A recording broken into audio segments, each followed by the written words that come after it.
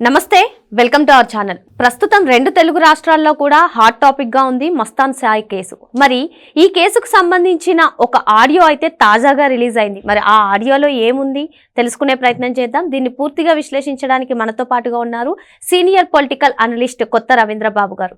Sir నమస్తే. Sir నమస్తే శ్రావణ్.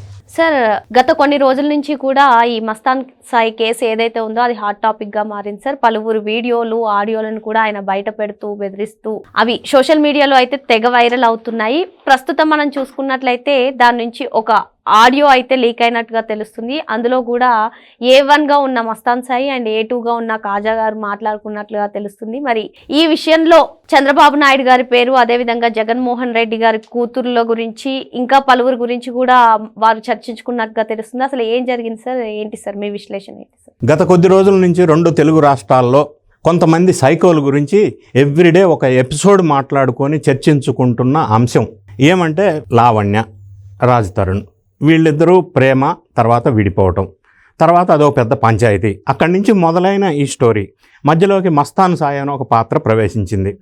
మస్తాన్ సాయి వల్లే విడిపోయామని లావణ్యకి మస్తాన్ సాయికి ఒక లొల్లైంది. తర్వాత ఈ ఎపిసోడ్లో శేఖర్ భాషా అని ఆర్జే రేడియో జాకీ ఒక పాత్ర ఎంట్రీ అయింది. తర్వాత కాజా అని చెప్పి మస్తాన్ సాయికి సహకరించిన A2 ఒక పాత్ర ఎంటర్ అయింది.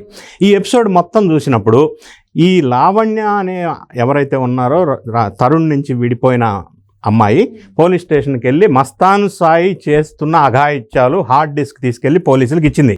అందులో మనమంతా అసహించుకునే విధంగా సైకో కూడా పిచ్చి ముదిరి తీవ్ర స్థాయిలో వెళ్ళిన మస్తాన్ సాయి లాంటి డ్రగ్ అడిక్ట్స్ చేసిన 300 అమ్మాయిల నూడ్ ఫొటోస్ బయటకు వచ్చింది వెలుగులోకి. ఇదంతా సబ్సిక్వెంట్గా మస్తాన్ సాయిని అరెస్ట్ చేయటం, కాజా అనే వ్యక్తిని అరెస్ట్ చేయటం జరిగింది. సో ఈ ఎపిసోడ్ అంతా మనం ఒకసారి పరిశీలించినప్పుడు, నిష్పక్షపాతంగా విశ్లేషణ చేయవలసి వచ్చినప్పుడు, వీళ్ళు మస్తాన్ సాయి అనే వ్యక్తి గుంటూరు డిస్టిక్కి సంబంధించిన వ్యక్తి. బీటెక్ కంప్లీట్ అయిన తర్వాత హైదరాబాద్ వచ్చాడు యథావిధిగా. తర్వాత ఈయన ఈ సినిమా రంగానికి సంబంధించిన కొంతమందితో పరిచయాలు ఏర్పరచుకోవటం, దాని ద్వారా చెడు అలవాట్లకి బానిస అవటం, అది డ్రింక్ కావచ్చు, డ్రగ్స్ కావచ్చు, లేదా అమ్మాయిల్ని ట్రాప్ చేసి వాళ్ళకి డ్రగ్స్ అలవాటు చేసి దాని ద్వారా వాళ్ళని లోపరుచుకొని ఆ తర్వాత మళ్ళీ వాళ్ళని బ్లాక్మెయిల్ చేసి డబ్బులు గుంజి వేధించి హింసించి ఇది ఒక పెద్ద ఎపిసోడ్ లాగా మనకి బయటకు వచ్చింది, ప్రపంచానికి తెలిసింది. పోలీసు వాళ్ళ దగ్గర హార్డ్ డిస్క్ అంతా ఉంది. దీని తర్వాత శేఖర్ భాషా అనే ఒక పాత్ర ఆర్జే అని అతను కూడా ఇందులో ఇన్వాల్వ్ అయ్యాడు. సో ఈ ఎపిసోడ్ మొత్తంలో ఈ Varalakshmi tiffin centre Prabhakar Reddy, hero Nikhil, వాళ్ళిద్దరు సంభాషణ కూడా కొంత బయటకు వచ్చింది. సో ఈ అంశాలన్నీ మనం పరిశీలించినప్పుడు, ఒకటి వీళ్ళు డ్రగ్ అడిక్ట్స్, రెండోది వీళ్ళు డ్రగ్స్ సప్లై కూడా చేస్తున్నారు అనేది ఉంది. ఇన్ని రకాలుగా డ్రగ్స్ వీళ్ళకి అసలు ఎవరు సప్లై, వీళ్ళ వెనక డ్రగ్స్ సప్లై చేసేవాళ్ళు ఎవరో పెద్ద మనుషులు సపోర్ట్ ఉంటుంది, అండ ఉంటుంది, వాళ్ళ ద్వారా వీళ్ళకి డ్రగ్స్ అందుతున్నాయి. వీళ్ళు ఆ డ్రగ్స్ ద్వారా అమ్మాయిని లోపరుచుకొని మనం మాట్లాడుకోలేని చెప్పుకోకూడని నూడ్ ఫిలిమ్స్ తీసి వాళ్ళని బెదిరించి బ్లాక్మెయిల్ చేస్తున్న సందర్భం బయటకు వచ్చింది. దీనికి ఇది వీళ్ళ సైకలాజికల్ సిచ్యువేషన్ బాగలేక ఒక మనిషి సైకోగా మారి దురలవాట్లకు అలవాటు అవటం వల్ల సైకోగా మారిన సందర్భం, ఆ సైకోగా మారటం వల్ల ఇటువంటి నేరాలకు పాల్పడ్డారు అని మనం చెప్పక తప్పదు. ఇందులో ఈరోజు ట్రెండింగ్ అవుతున్న ఒక ఆడియో బయటకు వచ్చిన సారాంశం ఏంటంటే, మస్తాన్ సాయి అనే ఒక నిందితుడు ఎవరైతే ఉన్నాడో ఒక సైకో, తర్వాత కాజా అని A2 ఉన్నారు, వీళ్ళిద్దరి మధ్య ఒక ఆడియో బయటకు వచ్చింది. అందులో వాళ్ళు మాట్లాడుకున్న అంశం చూసినట్టయితే ఈ సైకోలకి మానసిక స్థితి ఏ విధంగా వెళ్ళిందంటే మూఢనమ్మకాల పిచ్చిలోకి కూడా వెళ్ళారు. వాళ్ళు మాట్లాడుతున్న మాటలు బయటకు వచ్చినాయి ఏమంటే, మనం వశీకరణం చేయాలా చంద్రబాబు నాయుడు గారిని, రెండోది జగన్ రెడ్డి గారిని, మూడోది జగన్ రెడ్డి కూతుర్ని, నాలుగోది కమల్ హాసన్ కూతుర్ని, ఐదోది ఇంకోరెవరో హీరోయిన్ పేరు చెప్పారు.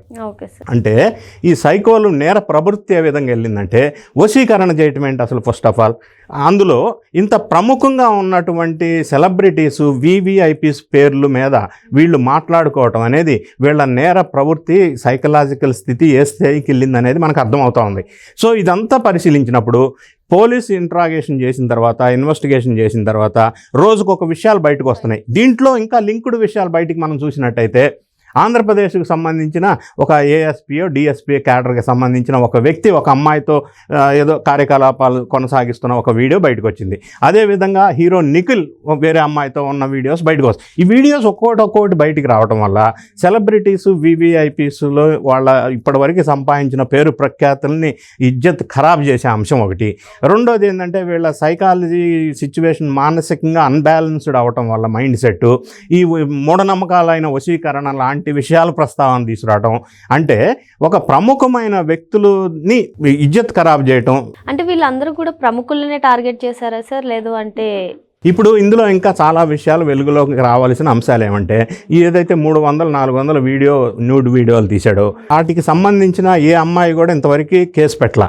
ఎందుకు పెట్టలేదంటే వీళ్ళు భయపెట్టారు. అంటే ఇంకొక విషయం వీడియో కూడా బయటకు వచ్చింది. మస్తాన్ సాయి ఈ విషయాలు బయటికి చెప్తే నేను సూసైడ్ చేసుకుంటా అని ఒక వీడియో కూడా బయటకు వచ్చింది.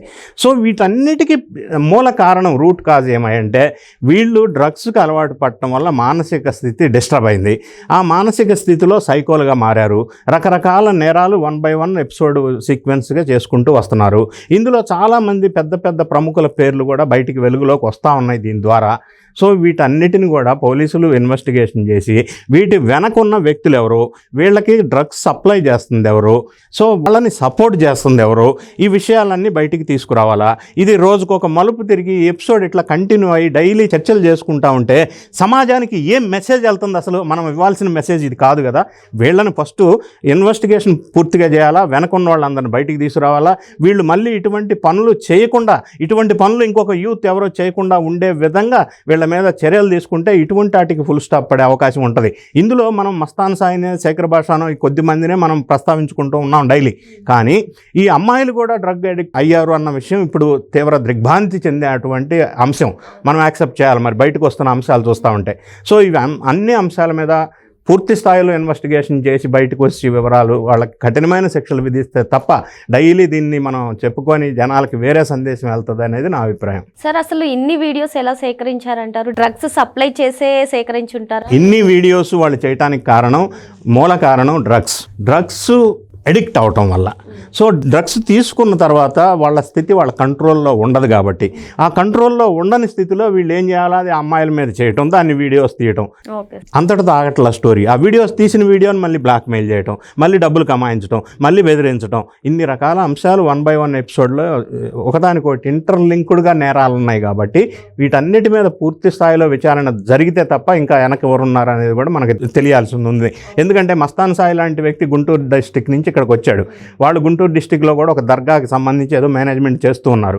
మరీ పూర్ ఫ్యామిలీ నుంచి వచ్చిన వ్యక్తి కూడా కాదు, చదువుకున్నాడు బీటెక్.